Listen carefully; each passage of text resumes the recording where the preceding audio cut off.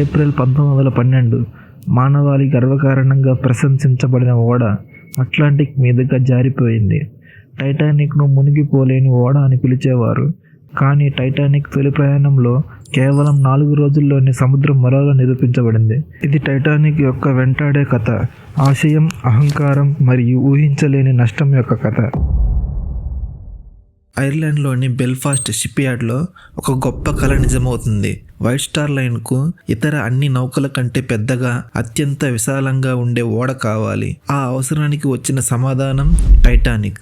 దీనిని naval architecture Thomas Andrews రూపకల్పన చేశారు. హార్లాండ్ అండ్ వోల్ఫ్ వారు నిర్మించారు. ఈ మహా ఓడను తయారు చేయడానికి 1500 మందికి పైగా కార్మికులు 3 సంవత్సరాలు కష్టపడి పనిచేశారు. వారు తమ శ్రమను, ఇనుమును, ఉక్కును అన్నిటినీ కలిపి ఇది కాలంలోనే గొప్ప ఓడ అని అనిపించేలా నిర్మించారు. అక్కడ కార్మికులకు ఇది మరొక పని. కానీ ప్రపంచానికి టైటానిక్ ఒక తేలియాడే రాజభవనం, ఇంజనీర్ యొక్క అద్భుతం మరియు మానవ విజయానికి చిహ్నం. టైటానిక్ నిర్మాణం 1909లో ప్రారంభమైంది. 2 సంవత్సరాల తర్వాత మే 31, 1911న వేలాది మంది జనసమూహం ముందు టైటానిక్ను ప్రారంభించారు. టైటానిక్ 882 అడుగుల పొడవు, 3 ఫుట్బాల్ మైదానాల కంటే పొడవుగా ఉంది. మనిషి సృష్టించిన అతిపెద్ద కదిలే వస్తువు. కానీ టైటానిక్కు నిజమైన కీర్తి దక్కిన క్షణం 1912 ఏప్రిల్ 10న వచ్చింది.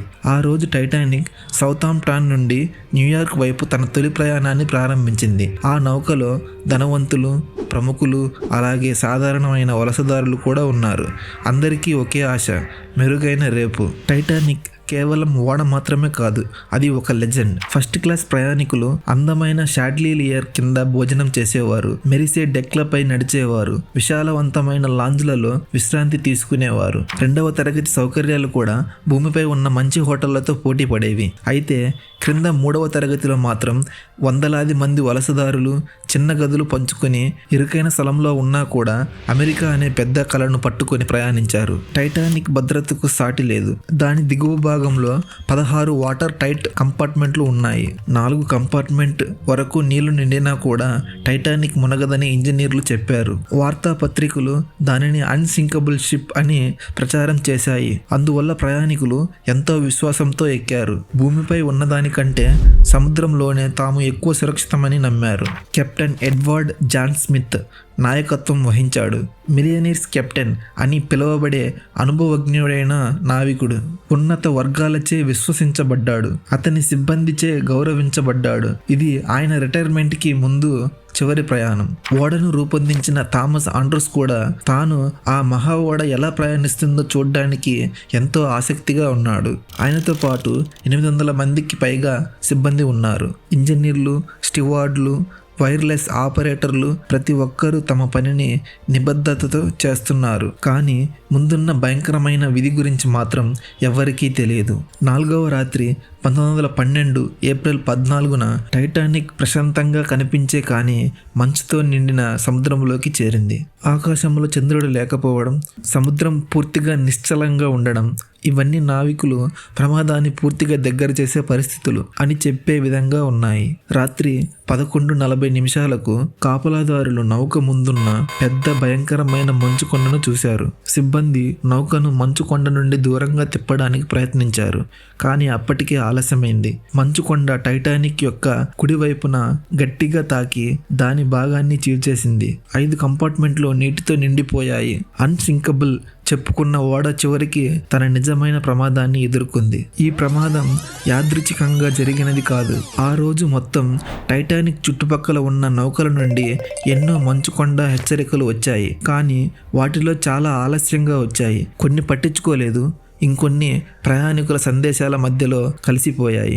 పై కాపాల గదిలో ఉన్న నిఘాదారులకు బైనాక్యులర్ కూడా లేవు. వారికి ఉన్నది కేవలం తమ కళ్ళే. వారు ప్రమాదాన్ని గుర్తించే సమయానికి టైటానిక్ వెళ్లే వేగం కారణంగా ఢీ కొట్టడం తప్పించరానిది అయింది. మానవ తప్పిదం, అతి విశ్వాసం మరియు పేలవమైన తయారీ హెచ్చరికను విపత్తుగా మార్చింది. చాలామంది ప్రయాణికులు కేవలం స్వల్పంగా ఒక కంపనం మాత్రమే అనుభవించారు. నిజంగా ప్రమాదం ఏ స్థాయిలో ఉందో ఎంతో కొద్ది మందికి అర్థమైంది. నౌక కింద భాగంలో మంచు నీరు వేగంగా లోపలికి చేరింది. అప్పుడు థామస్ ఆండ్రూస్ నిర్దాక్షిణ్యంగా నిజం చెప్పారు.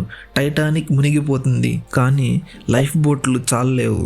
అవి సగం మందికి మాత్రమే సరిపోతాయి. అధికారులు ముందుగా మహిళలు మరియు పిల్లలు అని ఆదేశించారు. కొన్ని లైఫ్ బోట్లు సగం ఖాళీగా ఉండగానే నీటిలో దించబడ్డాయి. అయితే వందలాది మంది మాత్రం టైటానిక్లోనే చిక్కుకొని మునిగిపోయారు. డెక్కుపై భయపడే ప్రయాణికులను శాంతింపజేయడానికి బ్యాండ్ సాంత్వన కలిగించే సంగీతాన్ని వాయించింది. సహాయం కోసం రాకెట్లు ఆకాశంలోకి పంపించారు, కానీ దగ్గరలో ఒక్క రెస్క్యూ ఓడ కూడా లేదు. గంటలు గడుస్తుండగా భయం దీర్ఘ గందరగోళంగా మారింది. ఆ గందరగోళం చివరికి తీవ్రమైన నిరాశగా మారింది.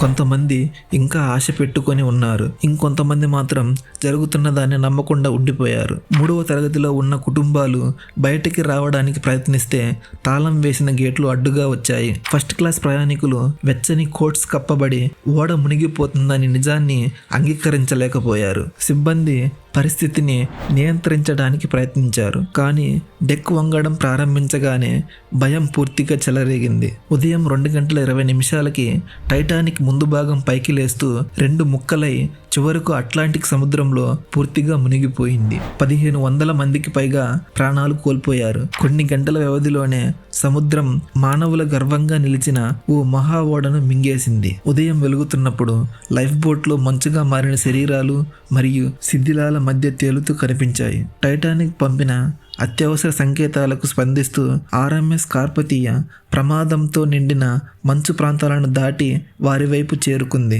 ఒక్కొక్కరిగా లైఫ్ బోట్లలో ఉన్న వారిని పైకి ఎత్తి రక్షించారు. మొత్తం 705 మంది మాత్రమే బ్రతికి బయటపడ్డారు. కార్పతీయ వారిని న్యూయార్క్ నగరానికి తీసుకెళ్లింది. ప్రపంచం మిగతా భాగం నిద్రలేసి చూసింది ఒకటే షాకింగ్ వార్తను. అన్సింకబుల్ షిప్ చెప్పుకున్న ఓడ మునిగిపోయింది. టైటానిక్ మనిషి ఆశయం మరియు ప్రతిభకు ఒక గొప్ప ఉదాహరణగా నిలవాలని భావించారు, కానీ చివరికి అది మనిషి అహంకారానికి చిహ్నంగా మారింది. ఈ ప్రమాదం తర్వాత సముద్ర చట్టాలలో పెద్ద మార్పులు వచ్చాయి.